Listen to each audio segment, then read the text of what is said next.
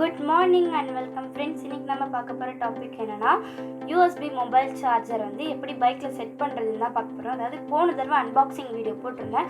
So அதில் கூட நான் இதான் சொல்லியிருந்தேன், அடுத்த வீடியோவில் நான் வந்து அதை எப்படி செட் பண்ணுறதுன்னு காட்ட போகிறேன்னு.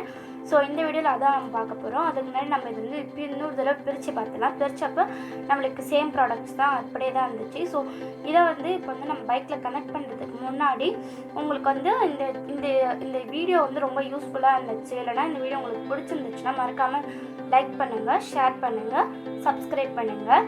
ஒரு வேளை இதில் ஏதாவது உங்களுக்கு மிஸ்டேக்காக இருக்குது, இல்லைனா உங்களுக்கு எதாவது டவுட்டாக இருந்துச்சுன்னா மறக்காமல் நம்ம சேனலுக்கு கமெண்ட் பண்ணுங்கள். இந்த வீடியோ உங்களுக்கு யூஸ்ஃபுல்லாக இல்லை, பட் ஆனால் உங்களுக்கு பிடிக்கலன்னா நீங்கள் டிஸ்லைக் பண்ணிக்கலாம். ஃபஸ்ட் வந்து இதை செட் பண்ணிவிட்டு இதை எப்படி ஒர்க் ஆகுதுன்னு காட்டுறேன். இப்போ வந்து அந்த நான் வந்து சைடில் தான் செட் பண்ண மாட்டேன், நடுவில் தான் செட் பண்ணியிருக்கேன். ஸோ அதனால் அந்த இடத்துல வந்து நம்மளுக்கு ஒரு பின் கொடுத்துருப்பாங்க. பின் வந்து சார்ஜ் போடுறதுக்காக கொடுத்துருந்தாங்க. அந்த பின் வந்து நம்ம செட் பண்ணணும். நான் என்னோடய சார்ஜ் ஒயரை வந்து பின் வச்சு செட் பண்ணுறேன். அங்கே நம்ம வந்து பைக்கோட கீ வந்து ஆன் பண்ணதுமே அங்கே ஒரு லைட் எரியும். நம்மளுக்கு அந்த ரெட் கலர் லைட்டில் தெரியும், பட் ஆனால் எனக்கு கேமராவில் தெரியல, பட் ஆனால் நேரில் பார்த்தீங்கன்னா நல்லா தெரியும். ஸோ அந்த மாதிரி லைட் எரிஞ்சதுன்னா நீங்கள் கரெக்டாக செட் பண்ணியிருக்கீங்கன்னு அர்த்தம், அது ஆன் ஆகிடுச்சுன்னு அர்த்தம். ஸோ இப்போ வந்து பைக் ஆனில் இருந்தால் இந்த சார்ஜர் ஏறிக்கிட்டே இருக்கும், ஆஃபில் இருந்தால் ஏறாது. அதான் இப்போ வந்து இதோட இது கான்செப்ட்டு. ஸோ இப்போ வந்து அந்த லைட் வந்து உங்களுக்கு தெரியும்னு நினைக்கிறேன். ஓகே, இப்போ வந்து நம்ம வந்து அந்த பின்னை வந்து சொருகிட்டோம்னா வந்து சைடில் இருக்க ஸ்விட்ச் வந்து ஆன் ஆஃப் ஸ்விட்ச்சு. ஸோ நெக்ஸ்ட் வந்து நம்ம வந்து சொருவிட்டு பைக் ஆன் பண்ணிடலாம். இப்போ ஆன் பண்ண பிறகு பார்த்தீங்கன்னா ஃபோன் வந்து சார்ஜ் ஏது உங்களால் பார்க்க முடியும். மேலே அந்த பேட்டரி சிம்பிளில் பாருங்கள், கீழே கூட சார்ஜிங்னு காட்டுது, சார்ஜ் ஏறிக்கிட்டு இருக்குது. ஸோ இப்போ வந்து பைக் அந்த சார்ஜ் ஆன் பண்ணிவிட்டு நம்ம ஸ்விட்சும் பைக் ஆன் பண்ணிவிட்டு ஸ்விட்சும் ஆன் பண்ண பிறகு நம்மளுக்கு வந்து சார்ஜ் ஏறுது. இப்போ அந்த பைக் வந்து ஆஃப் பண்ணிடலாம்.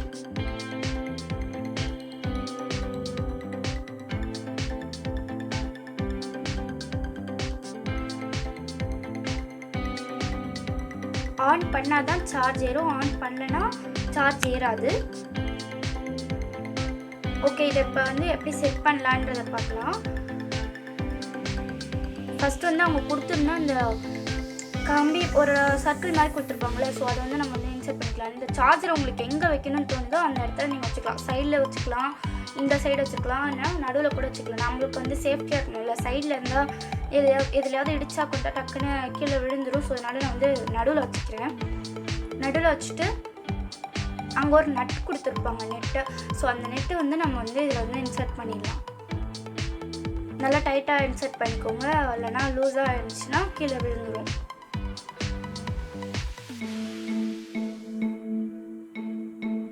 ஓகே, இப்போ வந்து அதை இன்செர்ட் பண்ணியாச்சு.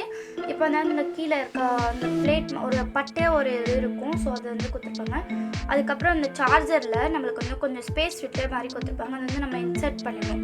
அதில் வந்து நம்ம வந்து இன்செர்ட் பண்ணணும், அப்படியே சொருகி விடணும், அமுத்தக்கூடாது, சொருகி விடணும். நான் இப்போ சைட்லேருந்து காட்டுறது எப்படி பண்ணுறேன்னு. இப்போ நான் சொருகிட்டேன், அதனால் நான் சைட்லேருந்து உங்களுக்கு காட்டுறது பாருங்கள்.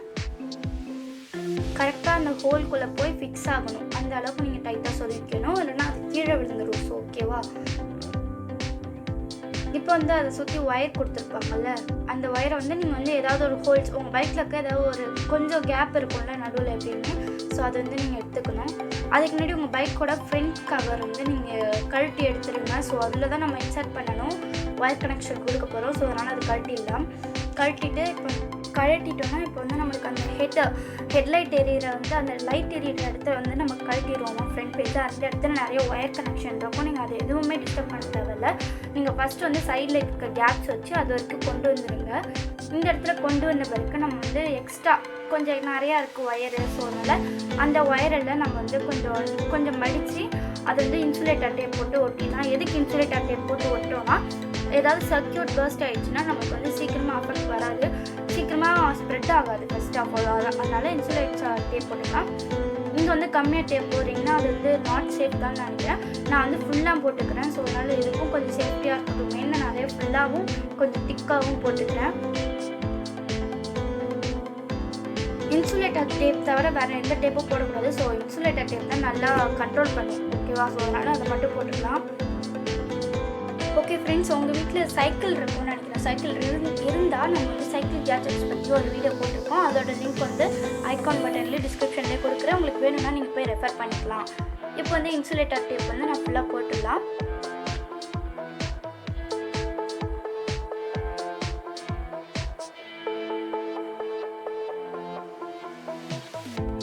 நீங்கள் வேணும்னா டேப் நல்லா கொஞ்சம் பண்டிலாக கூட போட்டுக்கலாம். நிறையா போட்டுக்கோங்க, அதான் சேஃப் எனக்கு தெரிஞ்சு. ஓகேவா?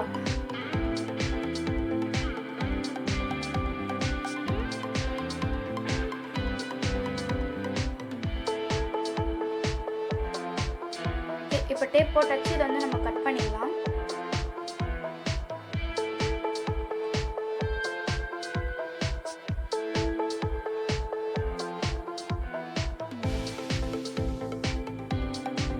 இப்போ இந்த டேப் கட் பண்ணிவிட்டு அந்த ஒயரை அங்கேயே விட்டுடலாம். ஸோ அது வந்து வெளியில் வராத அளவுக்கு நீங்கள் எங்கேயாவது ஒரு ஒரு பர்ஃபெக்டான இடத்துல விட்டுருங்க. விட்டுட்டு இந்த மாதிரி இன்னொரு ஹோல்குள்ளே நான் விட்டு அதை வந்து எடுத்த பிறகு நம்ம ஃப்ரண்ட் பேஜில் பார்த்திங்கன்னா நம்மளுக்கு வந்து அந்த ஹெட்லைட் எரியிற இடத்துல வந்து நம்மளுக்கு நிறைய ஒயர்ஸ் கொடுத்துருப்பாங்கள்ல. ஸோ அந்த இடத்துல வந்து நம்ம வந்து இந்த ஒயரில் 2 ஒயராக பிரிச்சுருப்பாங்க. ஸோ அது 2த்தையும் எடுத்துப்போம். ஃபர்ஸ்ட் ஆஃப் ஆல் அந்த ஃப்ரண்ட் பேஜில் ஒரு ஒயிட் கலர் பாக்ஸ் வந்து கனெக்ட் பண்ணி வச்சுருப்பாங்க. ஸோ அதில் வந்து 4th இருக்குள்ள ஒரு ஹோல், 4ஆவதாக ஒரு ஹோல் இருக்கும். அந்த ஹோலில் வந்து நீங்கள் வந்து இதை இன்சர்ட் பண்ணி இந்த ஒயரை இன்சர்ட் பண்ணி நீங்கள் வந்து கரெக்டாக அதை வந்து மூடிடணும். நல்லா அதுக்குள்ளே போகணும். அந்த மாதிரி இன்சர்ட் பண்ணிக்கோங்க. இப்போ வந்து இன்சர்ட் பண்ணி அதை சுற்றியும் நான் இன்னொரு இன்சுலேட்டர் போட்டுட்டேன். ஓகேவா?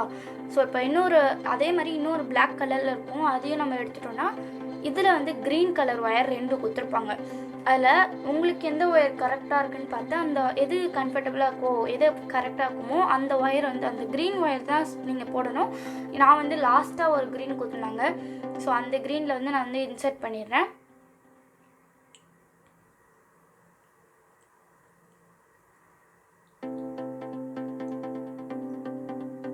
அந்த ஒயரில் முடிஞ்ச அளவு தான் உள்ளே போகணும். ஃபுல்லாலாம் உள்ளே போக வச்சிடாதீங்க. கொஞ்சம் வெளியில் தெரியணும். ஓகேவா? ஸோ அதனால் 1 இன்ச்சாவது வெளில இருக்கணும். ஸோ அந்த மாதிரி வச்சு நம்ம வந்து இதை இன்சர்ட் பண்ணிடலாம்.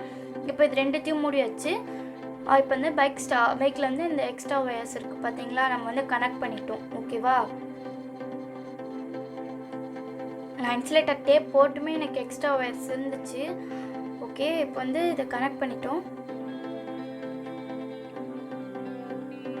இப்போ வந்து இதை எடுத்துடலாம். ஸோ இதை வந்து எடுத்துருவோம். இது ஏன் எடுக்கிறேன்றதை நான் இப்போ சொல்கிறேன், வெயிட் பண்ணுங்கள். ஸோ இப்போ வந்து கனெக்ட் பண்ணியிருந்தோம்ல, அதை எடுத்துடலாம். இதையும் அந்த பிளாக் கலர் கனெக்ட் பண்ணியிருந்தோம்ல, ஸோ அதையும் எடுத்துடுவோம். எடுத்துட்டு பைக் ஆன் பண்ணால் பைக் ஸ்டார்ட் ஆகாது. ஸோ அது வந்து எடுத்துட்டிங்கன்னா பைக் ஸ்டார்ட் ஆகாது. ஸோ அதனால தான் அதை க்ளோஸ் பண்ணியிருக்கோம். அதனால அதில் வந்து நம்ம கனெக்ட் பண்ணியிருக்கோம். பைக் ஸ்டார்ட் ஆனால் தான் நம்ம வந்து சார்ஜ் ஏறணும்னு போட்டிருக்கோம்ல. ஸோ அதனால அதை கனெக்ட் பண்ணிட்டோம். ஓகேவா? ஸோ இது வந்து உங்களுக்கு இந்த ஒயிட் கலர் பாக்ஸ் வந்து நீங்கள் தவறுதலாக க்ளோஸ் பண்ண மறந்துட்டிங்கன்னா பைக் ஸ்டார்ட் ஆகாது. ஓகே, இப்போ வந்து அதை வந்து க்ளோஸ் பண்ணிவிட்டு ஸ்டார்ட் பண்ணியிருக்கோம். உங்களுக்கு தெரியுது நம்ம பைக் வந்து ஸ்டார்ட் ஆகிடுச்சு. ஸோ இப்போ வந்து இன்னொரு பிளாக் கலர் இருக்கும்ல, அது கூட இந்த ஒயிட் கலரையும் நம்ம வந்து ரிமூவ் பண்ணிக்கலாம். இது எதுக்கு நான் ரிமூவ் பண்ணுறேன்னா, அந்த ஒயிட் கலர் மட்டும் ரிமூவ் பண்ணால் தான் பைக் ஸ்டார்ட் ஆகாதுன்னு இல்லை, 2மே ரிமூவ் ஆயிருந்தாலும் நம்மளுக்கு வந்து பைக் ஸ்டார்ட் ஆகுது. அதுக்காக சும்மா பண்ணேன். ஸோ ஓகே, இதை வந்து செக் பண்ணுறதுக்காக தான் நான் பண்ணியிருந்தேன். இதை நீங்கள் பண்ண தேவையில்ல, இது சும்மா வார்னிங். ஸோ நீங்கள் பண்ணிக்கிட்டு இருக்கும்போது ஒரு வேளை நீங்கள் இதை வந்து ப்ராக்டிக்கலாக பண்ணிக்கிட்டு இருக்கும்போது 2த்தையும் க்ளோஸ் பண்ண மாட்டேங்கிங்கன்னா பைக் ஸ்டார்ட் ஆகாது. ஓகேவா? இப்போ வந்து நம்ம வந்து இந்த சார்ஜர் செட் பண்ணிட்டு வரைக்கும் போட்டு பார்க்கலாம். பைக் ஆன் பண்ணுவோம். ஆன் பண்ணால் அங்கே லைட் எரியும். உங்களுக்கு தெரியும், ஃபர்ஸ்ட் ஆஃப் ஆல் இந்த கேமராவில் தெரியல, உங்களுக்கு தெரியுதா இல்லையான்னு தெரியல. பட் ஆனால் நேரில் வந்து தெரியும். ஓகேவா? அது செட் பண்ணிட்டீங்கன்னா உங்களுக்கு தெரியும். கேமராவில் வந்து அவ்வளோ தெரியல light.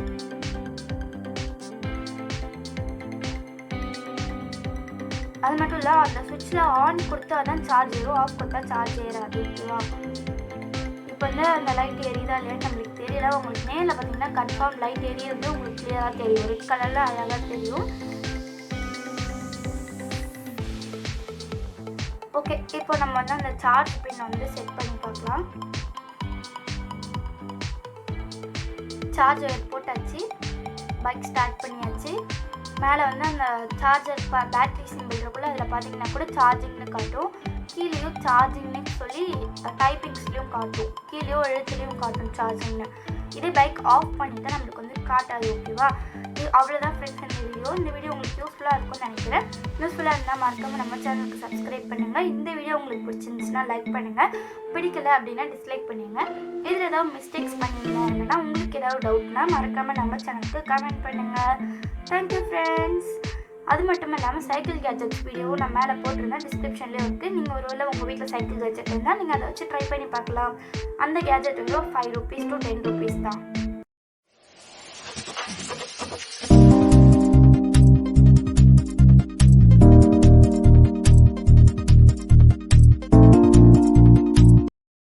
Okay friends, if you like this video, please subscribe to our channel and like, share and comment the video, and subscribe our another channel TikTok IU or Tamil if you like their videos.